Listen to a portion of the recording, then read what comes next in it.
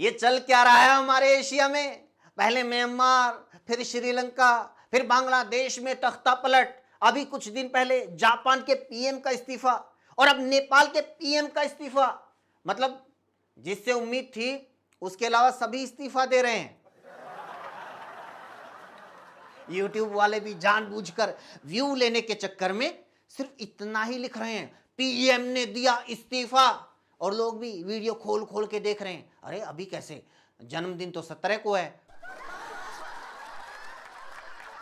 हमें कुछ लोग कहते हैं आप तो इनसेंसिटिव वीडियोस बनाते हो, अपनी वीडियो में सीरियस इश्यूज का भी मजाक बना देते हो। हम मजाक बनाते हैं, ठीक है, अब मजाक नहीं बनाएंगे, आज सीधे सीधे सीरियस न्यूज सुनाते हैं। न्यूज ये है कि देश के सबसे गरीब और सबसे पिछड़े हुए स्टेट बिहार में इलेक्शन होने जा रहा है, और इस इलेक्शन का सबसे बड़ा मुद्दा है मोदी जी की मां। नहीं देखो, सीरियस सीरियस, और भी मुद्दे हैं। दूसरा सबसे बड़ा मुद्दा है मोदी जी की मां का पिंडदान। सच में यार, मोदी जी की मां बिहार इलेक्शन का सबसे बड़ा इशू है, क्योंकि इससे लोग जबरदस्त तरीके से कनेक्ट कर रहे हैं। दूसरे लोग मोदी से ज्यादा भावुक हो रहे हैं। मैंने अपने खुद के एक जानने वाले अंकल को देखा, वो एक वृद्धाश्रम के बाहर बैठकर रो रहा था, कह रहा था कितने घटिया लोग हैं, प्रधानमंत्री की मां के बारे में ऐसा बोलते हैं, एक मां का सम्मान नहीं करते। मैंने उसको जैसे तैसे चुप करवाया, पूछा आप यहाँ क्या कर रहे हो? बोला मैं अपनी मां को छोड़ने आया था।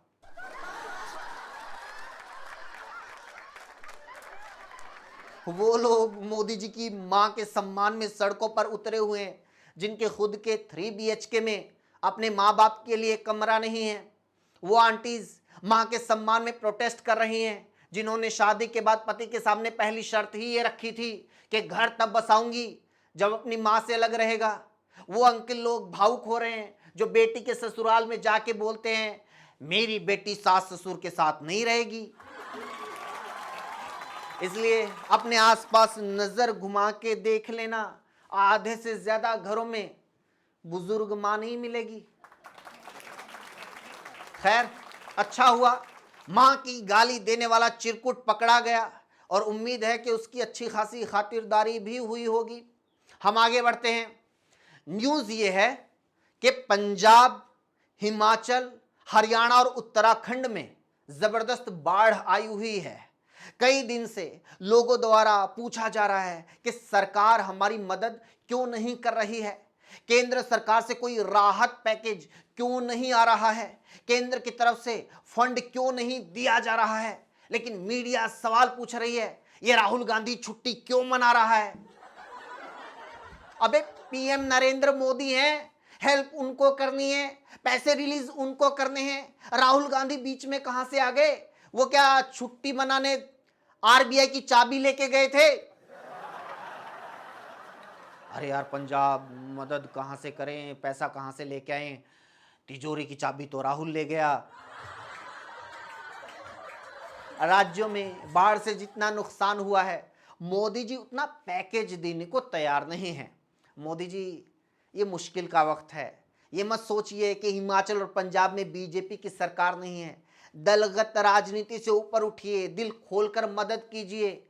मेवात की इस मां से कुछ सीखिए। मेवात की 80 साल की इस बुजुर्ग मुस्लिम महिला ने पंजाब में मदद पहुंचाने के लिए अपने गहने बेच दिए। आज पूरा मेवात, पूरा हरियाणा अपने पंजाबी भाइयों के लिए लगातार मदद भेज रहा है। सरकारों से ज्यादा इस मौके पर 2 राज्यों का भाईचारा काम आ रहा है। मोदी जी राहत पैकेज क्यों नहीं दे रहे हैं, ये पूछने के बजाय मीडिया राहुल गांधी पर सवाल उठा रहा है। राहुल गांधी की छुट्टी से सबसे ज्यादा आहत ये हैं, जी हां, ये भूत बंगले की लालटेन। इसने प्रोग्राम चलाया देश में बाढ़, राहुल को मलेशिया से प्यार। तो ट्विटर पर रणविजय सिंह है, उन्होंने पूछ लिया क्या कभी ऐसा भी प्रोग्राम बना सकती हो? मणिपुर में आग, नरेंद्र को विदेश से प्यार। पुलवामा में हमला, नरेंद्र को शूटिंग का चस्का। किसानों पर मार, नरेंद्र को मोर से प्यार। युवाओं पर डंडे, नरेंद्र का फंडे। अरे ये नहीं होता तो ये ही चला दो, जापान के पीएम का इस्तीफा। क्या मोदी ने कुछ सीखा? जी हाँ, कुछ रिपोर्ट्स कह रही हैं कि जापान के पीएम ने इस्तीफा इसलिए दिया क्योंकि वो अमेरिका के टैरिफ को रोकने में नाकाम रहे। कुछ मीडिया रिपोर्ट्स में यह बताया जा रहा है कि उनकी पार्टी में फूट पड़ गई थी, इसलिए इस्तीफा देना पड़ा। लेकिन असली वजह कोई बता ही नहीं रहा।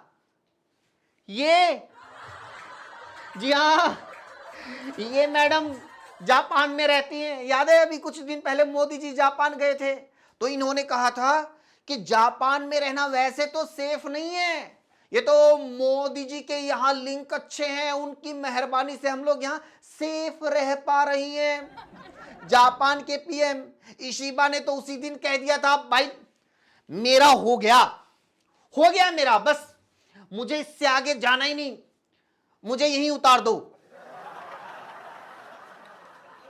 रूबी का लियाकत ने अपने प्रोग्राम में कहा कि राहुल गांधी हर एक 2-3 महीने में छुट्टी मनाने चले जाते हैं और मोदी ने सीएम और पीएम रहते 23 साल से कभी छुट्टी नहीं ली।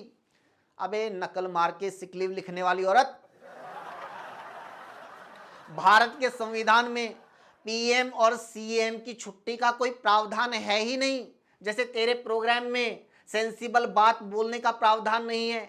पीएम और सीएम को छुट्टी लेनी है तो उसके लिए इस्तीफा देना पड़ेगा। और तुम्हें क्या लगता है मोदी ऐसी गलती कर सकते हैं? मोदी को अमित शाह पे इतना भरोसा है? पीएम चाहे दिन रात 24 घंटे चुनावी रैली करते रहें, चाहे बिस्तर में पड़े पड़े खर्राटे मारते रहें, चाहे मोरों को दाना खिलाएं, चाहे मालदीव में फोटो शूट करवाएं, चाहे बॉलीवुड में फिल्मी कलियां खिलाएं, चाहे डिस्कवरी की डॉक्यूमेंट्री में जाएं, चाहे वनतारा में जाकर तारा रारा करें, ये काम पीएम बिना छुट्टी के कर सकते हैं। और जो काम बिना छुट्टी के हो सकता है उसके लिए कोई छुट्टी क्यों लेगा? अबे अंटार्कटिका में कोई एसी क्यों लगवाएगा? एक ये भी हैं रूबिका की बड़ी बहन अंजना ओम कश्यप, बदतमीजी की होलसेल। अरसे बाद इन्होंने आखिरकार भ्रष्टाचार और बेरोजगारी पर प्रोग्राम किया। नेपाल की, खाते भारत का है, गाते नेपाल का है।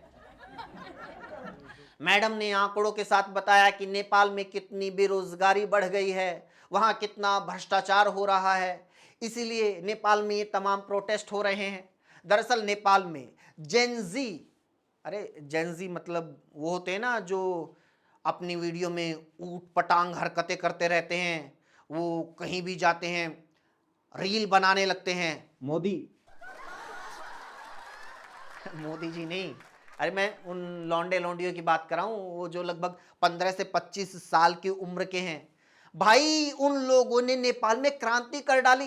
करप्शन और सोशल मीडिया पर बैन के खिलाफ इन लोगों ने प्रोटेस्ट किया, इतना जबरदस्त कि पीएम को इस्तीफा देना पड़ा। अब इस पूरे घटनाक्रम को बहुत सारे लोग अपने अपने तरीके से एनालाइज कर रहे हैं। कुछ एक्सपर्ट्स कह रहे हैं कि ये सब चीन के इशारे पर हुआ है, और कुछ कह रहे हैं कि इसमें अमेरिका का हाथ है। लेकिन इन सब के बीच में भारत कहां खड़ा है? हमारे लिए ये सबसे अहम सवाल है, क्योंकि पहले म्यांमार में तख्ता पलट, फिर श्रीलंका में आंदोलन, उसके बाद बांग्लादेश में तख्ता पलट, और अब नेपाल में सत्ता परिवर्तन। हमारे पड़ोसी देशों में जो कुछ भी हो रहा है वो भारत पर असर डालता है। इसलिए हमारी पिछली सरकारों के समय भारत लगभग तमाम पड़ोसी देशों की स्थिरता सुनिश्चित करता था, जरूरत के मुताबिक बहुत सारी चीजों में हस्तक्षेप भी करता था, इन देशों को चीन के प्रभाव में जाने से रोकता था, और इन देशों में अगर कोई भी प्रॉब्लम होती थी तो इनका सबसे पहला कॉल दिल्ली को आता था, क्योंकि भारत नेपाल को अपने छोटे भाई की तरह ट्रीट करता था, बांग्लादेश को अपना बच्चा मानता था, श्रीलंका को अपना दूसरा भाई, और मालदीव का तो भारत रक्षक और अभिभावक रहा है। यह 2014 से पहले का दौर था जब भारत बिना किसी संदेह के एशिया के ज्यादातर देशों का नेतृत्व करता था, चीन नहीं। लेकिन 2014 के बाद भारत की विदेश नीति बड़े भाई और अभिभावक की जगह एक पर्सन सेंट्रिक हो गई।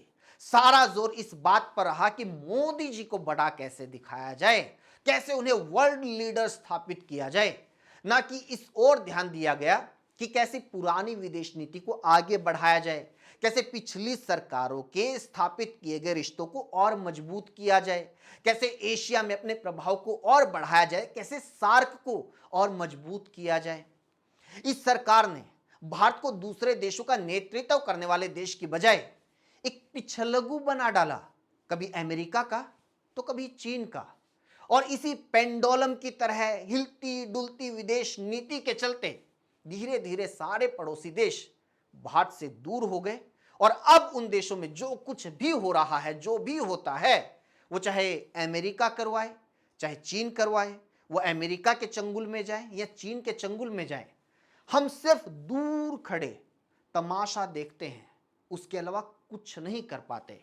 यह हमारी विदेश नीति का बहुत बहुत बड़ा फेलियर है, जिसका असर आज भी नजर आ रहा है और आने वाले सालों में और ज्यादा नजर आएगा। इसी के साथ वीडियो में इतना ही दोस्तों। कैसे लगी कमेंट जरूर कीजिए और लोगों तक पहुंचाइए, वीडियो को शेयर कीजिए, जुड़ने के लिए चैनल को जरूर सब्सक्राइब कीजिए। Thank you so much.